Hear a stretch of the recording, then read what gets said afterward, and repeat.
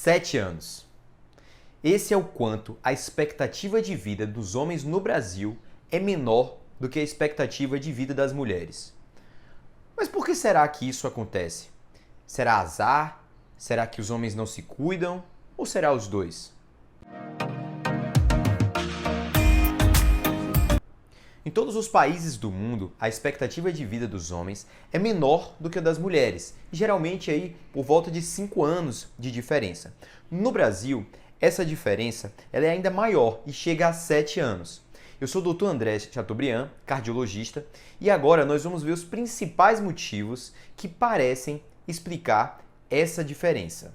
E o primeiro motivo é que os homens, eles morrem mais do coração e numa idade mais jovem do que as mulheres. Na verdade, os homens têm um risco de ter doença do coração até 50% maior do que as mulheres. Isso parece estar relacionado a um efeito deletério da testosterona ao longo da vida, enquanto as mulheres têm um efeito protetor dos hormônios estrógenos. Além disso, também, o fato de não cuidar de hipertensão e de colesterol e de outros fatores de risco para a doença cardiovascular certamente tem uma grande influência.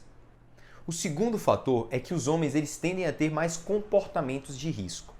Isso parece ser explicado por uma questão de formação do cérebro, também uma questão hormonal, mas principalmente uma questão de gênero, né? Do que se espera em relação ao homem, que frequentemente ele tenha mais comportamentos de risco. Isso acaba se traduzindo, por exemplo, em muitas mortes evitáveis, como mortes no trânsito, a comportamentos com droga e bebida, comportamentos mais impulsivos, mas também os homens trabalham mais frequentemente em profissões de risco, como bombeiros, tarefas que exigem a altura, ou profissões de risco mesmo, minério, que são profissões que têm mais acidentes.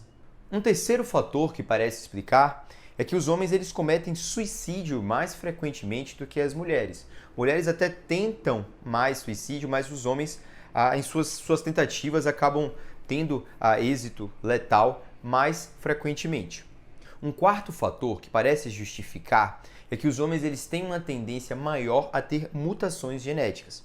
Isso ocorre porque o cromossomo Y é mais suscetível a mutações e também quando existem mutações ligadas ao X, o homem não tem um segundo cromossomo X para contrabalancear, como por exemplo as mulheres. Então essa é uma desvantagem evolutiva que vem desde a fase embrionária.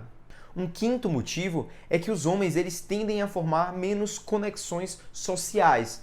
E isso pode até parecer estranho, né? Porque existe aquela conversa de que homem sai com os amigos e tal, mas no fundo, na verdade, acabam estabelecendo menos conexões sociais e fortes, verdadeiras, enquanto mulheres tendem a ter esse comportamento de forma mais efetiva. E nós sabemos que a solidão, assim como outros sentimentos negativos, eles tendem a enfraquecer uma rede de apoio e estão associados, por exemplo, a um maior risco cardiovascular.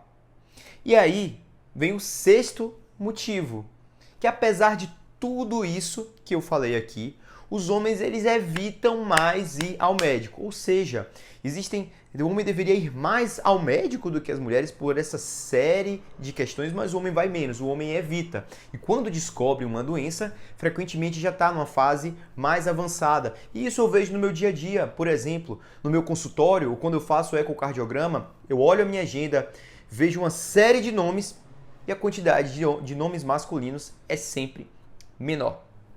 Então, se você é homem, entenda, se cuidar não é um gesto de fragilidade, muito pelo contrário, é um gesto de responsabilidade com você e principalmente com a sua família.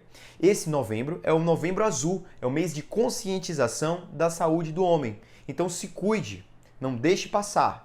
Obrigado pela sua atenção e encaminhe para alguém que precisa se cuidar. Muito obrigado.